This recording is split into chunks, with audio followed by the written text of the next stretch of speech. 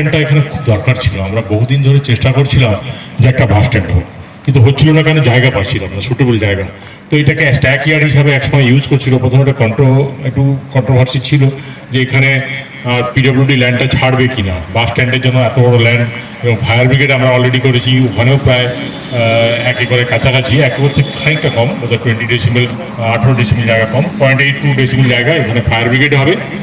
আর তারপরে আমরা ট্রান্সপোর্ট ডিপার্টমেন্টকে এই ল্যান্ডটাকে 1.5 একর ল্যান্ড এখানে বাস স্ট্যান্ড তৈরি হবে। বাস স্ট্যান্ড তৈরি হওয়াটা সাব্বির যেরকম বললো যে 60-70টা বাস যায়, তো এখানে প্রচুর বাস উড়িষ্যা থেকেও যায়, প্রচুর ঝাড়খণ্ডে যায়, বিহারের বাস যায়, রাঁচি থেকে বাস যায়, পুরুলিয়া থেকে যায়, বর্ধমান থেকে যায়, বহু বাস এই ন্যাশনাল হাইওয়ের উপর দিয়ে যায়। আর এখানে বাস স্টপেজ আছে প্রচুর লোকের, বিভিন্ন কারণে বাস স্ট্যান্ড দরকার হয়।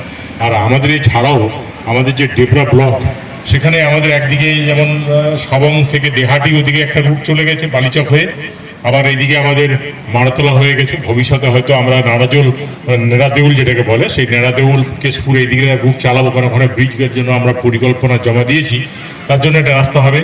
এবং এছাড়াও আমাদের ঘাটাল আছে, ঘাটাল থেকে আমাদের যে সদর মেদিনীপুর এখানে যেতে হয়, এখানে একটা ডেবরাতে হসপিটাল আছে, একটা সুপার স্পেশালিটি হসপিটাল। তারপরে তো কলকাতার তো রয়েছেই। তো এই যে রাস্তার উপরে ডেবরা একটা খুব গুরুত্বপূর্ণ জায়গা, এখানে একটা বাস স্ট্যান্ড হওয়া খুব দরকার। একটা বাস স্ট্যান্ড নেই ডেবরা, সবাই ভাবলে কোথায় তাহলে বাসগুলো থাকে, রাস্তায় যেখানে সেখানে পড়ে থাকে। তো সিস্টেমেটিক্যালি একটা সেন্ট্রাল বাস স্ট্যান্ড ডেবরার জন্য অত্যন্ত জরুরি ছিল। আমরা জায়গা খুঁজে পাচ্ছিলাম না, সেটার জন্য চেষ্টা করছিলাম।